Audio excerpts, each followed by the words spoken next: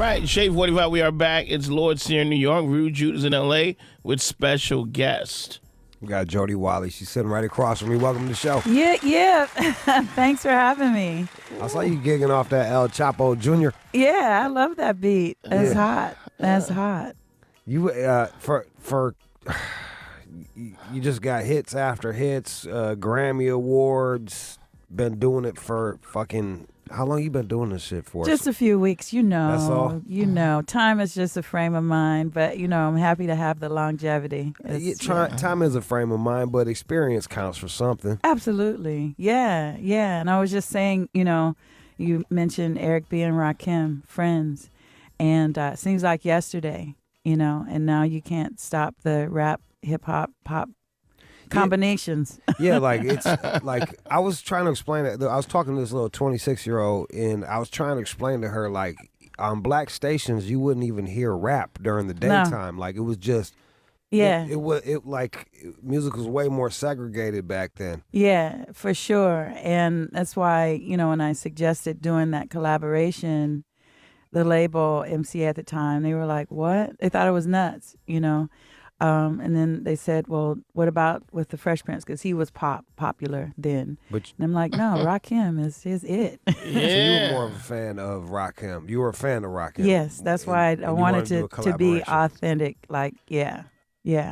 It's funny, too, because Fresh Prince didn't start off as poppy. Like, people were fucking with him before he crossed over, and then he extra crossed over what parents don't understand. And that was hot at the time. Yeah. But for me, what made Friends real and so classic was, number one, it was unexpected, and two, it's just Rakim's voice, his rhymes, it just gave it such a depth to it that, to this day, it just really is a timeless song. Joel, see if you can pull that up. And was that the only rapper that you worked with? Yeah, pretty much. Yeah, and that was like I said, it was the first. Those types of collaborations didn't really exist. No. And so it was really cool to kind of, pave the way for that formula, for better or for worse. They're so have been so common and more accepted since then. A lot of people think it was Mary J. Blige and Method Man that did it first or something, but Eric B. and Rakim and it was a pop hit, it was an R&B hit, it was a dance hit, which was, again, very unusual because, like you said, it was very segregated. That was, and you'd hear like Bobby Brown to do his own little rap for like 30 seconds, you know, or New Edition. Yeah. But it wasn't like, all right, this is the rapper that's gonna get with this singer. Right. Yeah, and he made the verse because I pitched it as a duet. It's like on the second verse, instead of a singer being there, is gonna be Rakim. So, it was very, because Shaka Khan had with Melly Mel, Shaka Khan. Yeah.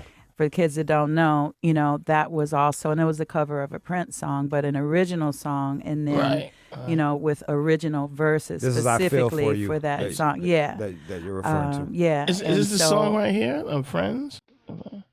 Yeah. Pull that up. Let's hear a bit. So the MCA execs were like, I don't know. Yeah, but they let me do it. And so, much respect to them forever. But I had to fight for it. Yeah. By someone you thought was really cool. Turn that up. Yeah, this was, yeah. Did they steal your lover? Mm-hmm. Or was it money?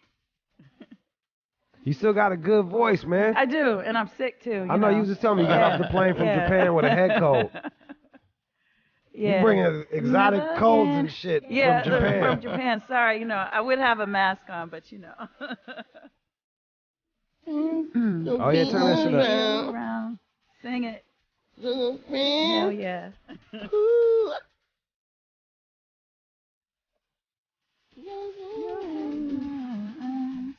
Talking about your friends.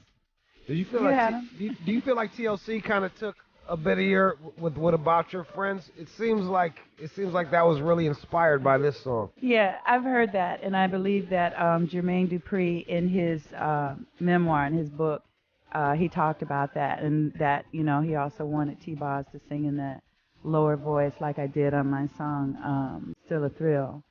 So so it's cool, and I love that's one of my favorite songs too from Yeah, what from is that them. like for a singer? Do you feel like you're being ripped off, or you feel like, all right, that's cool, man? Like they're inspired by work that I do, Rakim. right? We Let's got to bring it pause up. for Rakim. Let's bring it Hey, up. Rock, Turn can't bring it D. up, nigga.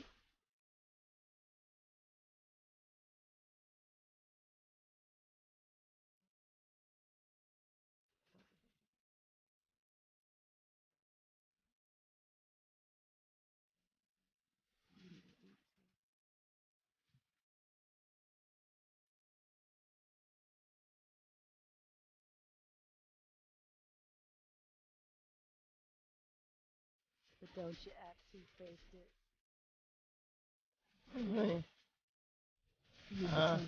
Yeah, that was hot. That was hot. You know, this is what I love about Rakim. Like, if you listen to Follow the Leader or some shit like that, that motherfucker's saying like some real like crazy 5%er stuff. Like Yeah. this is a fucking single. But- You know what I Yeah. mean? And he's talking about his religion and all Right. this like Yeah. what he believes in. Yeah. But also with the killer is also no cursing, right. no swearing. You understand what I'm saying? And I'm Yeah. still a He's hit. not work blue. He could get the point across without all that. That's why he's one of the best. And You're a West Coast girl though, right? I'm born in Chicago. You was born in Chicago. Yeah. Wait, how did you end up on Soul Train? Oh, that's a You don't long want to talk story. about. All right, so wait, you can't. Our family moved out here. All right, you're from the Chi. Mm-hmm. How old were you when you left Chicago? We started moving around when I was around 7 years old. Okay. And lived kind of all black gypsies all across. Wait, Rakim, hold it. Don't try to get out of this one. Don't try to get out of this one. No, Jody. you try to glaze me and play me. What do you mean, black gypsies? How come your folks moved around so much? My dad was a minister, evangelist. So, and he was also on the radio as well. So, Are you deep into religion yourself? no, I'm spiritual. Was that very weird? spiritual. Was that weird for your old man to be like, damn, she's not? No, because he had a lot of, and my mom had a lot of show business friends. Very secular. Johnny Taylor, Jackie Wilson was my godfather. Oh, wow. Aretha Franklin I've known since I was a little girl. So music was always. He was, very unique in the church. He was too. open-minded Yeah, a bit. very much. Hmm. Yeah, and he's the first one that said that I would be a star before I knew what that was. Do you feel that being in the church? I see so many. Like, I'm not really into Christianity, but goddamn it, if it doesn't turn out some awesome soul singers. Well, my religion is love. I just believe in love. It just, religion can be very divisive with people, and and that's another story. But Yeah. it's love. But I never sang in the church. You so never sang in the church? I was too shy, and I never liked being. I tried it, but choir rehearsal, and it was always a lot of shadiness and people asking questions about my mom and dad. So I veered away from being in the choir. And in school, I did music class in school, but I never liked the choir thing as singing in church. So most of it was just singing was around you, singing was in your family, and that's so how I you was were able singing to do pop songs and jazz songs and pretending like I was James Brown. it. What'd you learn from Jackie Wilson? He was the first person to take me on stage, and again, if you don't know Jackie Wilson, Google him. He is. Oh, I definitely one know of who the that brother is. Great, legends and underrated to me. Before there was Elvis Presley, there was Jackie Wilson.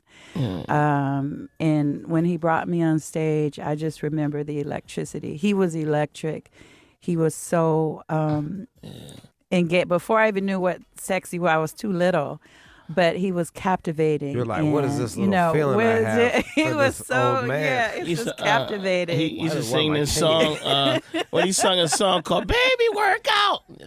And he worked it out too. And so, I'm happy to, have the opportunity with my career to, to keep working it out. So he brought you on stage, and you must have been fucking scared as hell, huh? Because I was a shy kid. Yeah. But never, if you pulled me out and I would kind of hold my hand back like, no. But once I'm there, You're there. it's just, I went into another state. And so that's where I knew that music was going to be something special for me because it was just a release of I don't know what. A lot of people don't believe this either, but I was really shy as well, and now I do a radio show. Like, how did you get past being shy? Like, it's because it can be crippling at times. It can, yeah. I don't know. I think it was just in me to do this, and like I said, just performing and dancing and singing. I still get a little nervous before I go on stage, even after all this time. But I think that's a good thing. Why is that? Because I'm alive. I'm not jaded. I'm not.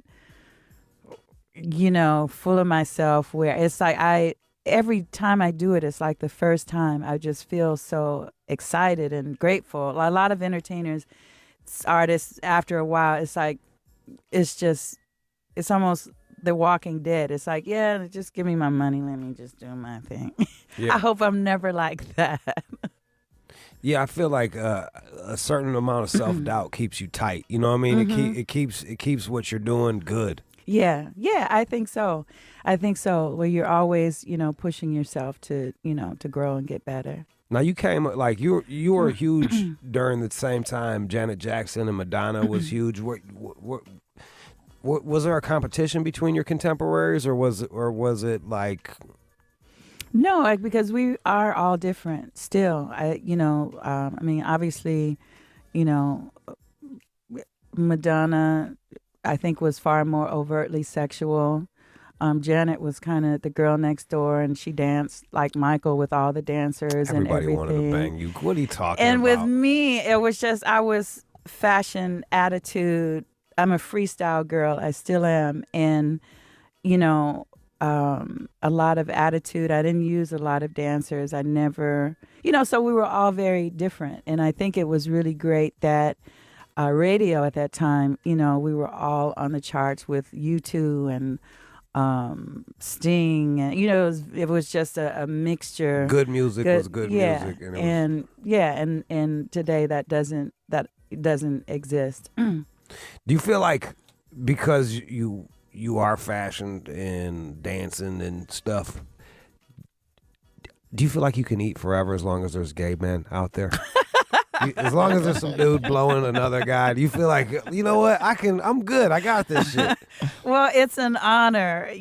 I have such a diverse fan base, and so probably, but women love me, guys, straight and gay, love me, and so it's fortunate, but they, a gay fan base is one of the most loyal, for sure. And but I've never pandered to any fan base. It's like I just do what I do, and the people come or they don't come. And so, so I take that as a compliment. Oh yeah, I wasn't banging. No. I just noticed it. I'm like, what made me think it was Cher? I was like, she can eat forever. As long as dudes are banging, like she can fucking eat forever. They love this motherfucker. And then, what do you think it is? What do you think it is about y'all women that gay men like so much? There's a strength, there's an individuality, there's a badassness that really doesn't care.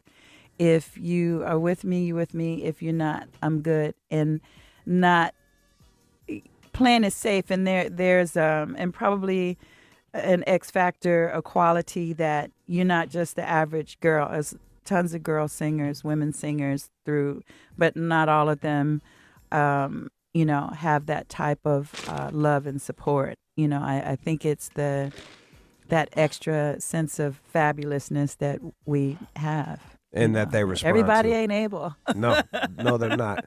Not bad for just starting off as just a shy preacher's daughter. That's right. Yes. Fucking crushing it. You got a new song out too, right? Yeah. The new single with my new group, Shalimar Reloaded, is called Original. And we wanted to do something that was really hard-hitting and kind of addressing, people are always talking stuff, talking shit, as I say. And so to do a song that was totally unexpected, and we're coming with that. And then I also have a solo single dancer with a concept dance video that is doing really well. So how do you like working with Shalimar again? Is this It's a new group. Shalimar Reloaded. It's new. Nate Smith and Rosario McCoy is new. It's not none of no. them. Okay. Shalimar Reloaded is our name. So it's not Mickey. Was old Shalimar like, what's up, man? Like, I don't care what they think. really? Was it a weird? No. Was it a weird split between? I haven't been in that Shalimar since 1983, and so for me, it's a lifetime ago. To work with Nate and Rosario is something new. They are all dancers as well. We like each other. We get along. And the stage show is the hottest thing out there. Do you not get along with the other Shalimars? No, they're irrelevant. They're in my past. Wow. It's like I worked with them. I mean, it's not a bad thing. It's like you have people that you worked with. They become irrelevant to your life because that's a long time ago. It's just irrelevant. I've solo career and different set of people, but like what different, but I guess then why come back and it's put a new the group Shalimar stamp because on it? it's from a business perspective. It enables me to do something separate and apart from Jody Watley and continue Jody Watley, but and still have a name that's